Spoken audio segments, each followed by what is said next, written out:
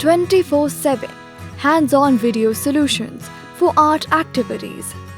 We are an EdTech textbook publishers.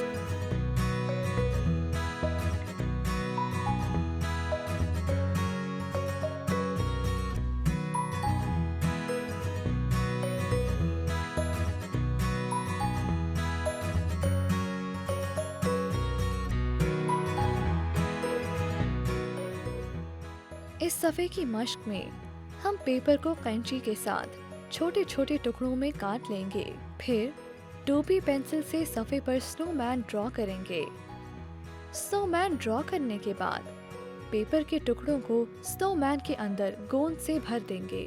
Snowman के चेहरे पर मौजूद शक्लों को बनाएं और गोंद से चिस्पा करें। आखिर में बटन स्नोमैन के ऊपर चिस्पा कर दें।